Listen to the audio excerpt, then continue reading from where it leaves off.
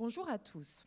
Chaque jour, dans un aéroport, des milliers de personnes de différentes régions, pays ou continents se croisent. Certains passagers courent, s'agacent et décollent enfin. Mais d'autres restent cloués au sol car ils ont perdu leur bagage ou n'ont pas une carte d'identité valide. Malheureusement, cette carte d'identité est leur seul moyen pour passer les contrôles de sécurité et décoller. Un cancer du sang, c'est en quelque sorte un aéroport, car il se compose de millions de cellules différentes. Parmi ces passagers cellulaires, certains se dissimulent dans la foule à la manière de Carlos Ghosn pour échapper au contrôle de sécurité.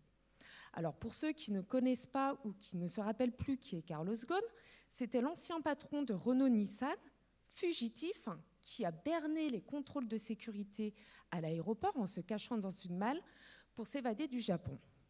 Alors, comment faire pour améliorer ce système de sécurité et retrouver ces passagers cellulaires dissimulés et fugitifs? Il y a quelques années en arrière, j'ai décidé de partir dans un laboratoire de recherche au Japon en me disant rien de mieux que d'être sur place pour essayer de retrouver Carlos Ghosn. J'ai alors initié une collaboration avec des Japonais. Alors, attention, pas les Japonais qui ont laissé s'échapper Carlos Ghosn, je parle ici de vrais scientifiques. Et à l'heure actuelle, avec mon équipe de recherche localisée au Centre de recherche en cancérologie de Marseille, nous développons des techniques d'analyse sur cellules uniques. Ces techniques d'analyse sont en quelque sorte des supraloupes moléculaires qui nous permettent de retrouver les passagers cellulaires dissimulés. Nous les repérons, nous les isolons et nous établissons leur carte d'identité moléculaire. La vérification de cette carte d'identité moléculaire par les services de sécurité est cruciale.